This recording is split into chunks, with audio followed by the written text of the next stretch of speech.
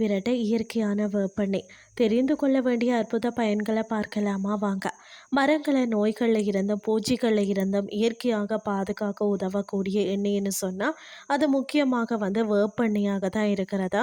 வேப்பமர விதைகளில் இருந்து எடுக்கப்படக்கூடிய எண்ணெய் தான் வேப்பெண்ணெய். அதாவது பார்த்தீங்கன்னா இலை தின்னும் புழுக்கள், சாறு உறிஞ்சும் பூச்சிகள், பூஞ்சை நோய்கள், மரத்தடி பூச்சிகள் இவை அனைத்தையுமே பார்த்தீங்கன்னா வேப்பெண்ணெய் கட்டுப்படுத்தும்.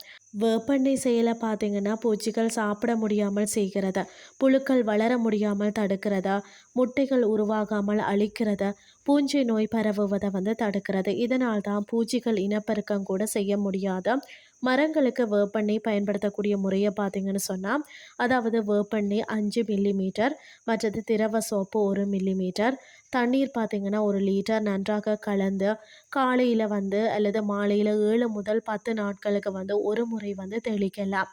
அதாவது வேப்பெண்ணெயின் சிறப்புகளை பார்த்தீங்கன்னு சொன்னால், ரசாயன பூச்சிக்கொல்லி இல்லை, மண்ணுக்கு தீங்கு இல்லை, பறவைகள் தேனீக்கு பாதுகாப்பு, மரத்தின் இயற்கை சக்தியை அதிகரிக்கும், மரங்களை காப்பது சக பூமியை காப்பது. அதற்கு நம்மிடம் உள்ள மிக சிறந்த இயற்கை ஆயுதம்னு சொன்னால் அது வேப்பெண்ணெய் தான். கிரியோசோட் எண்ணெய்னு சொல்லுவாங்க. அதாவது கிரியோசோட் எண்ணெய் என்பது மரங்களை அழிக்கும் பூச்சிகள், பூஞ்சைகள், ஈரப்பதம் ஆகியவற்றில் இருந்து மரங்களை நீண்ட காலம் பாதுகாக்க பயன்படும் ஒரு சிறப்பு ரசாயன எண்ணெயாகும்.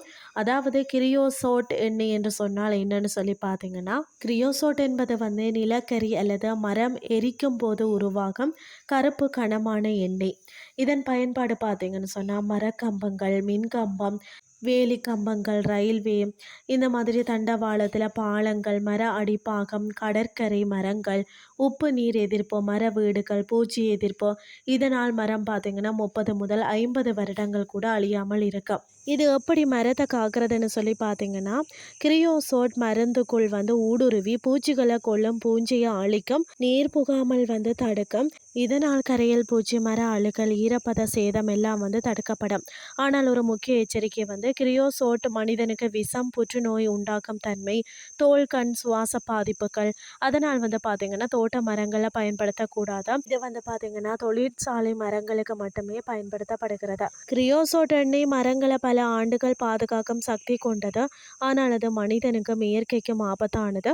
தோட்ட மரங்களுக்கு வேப்பெண்ணெய், தொழில்துறை மரங்களுக்கு கிரியோசோட்.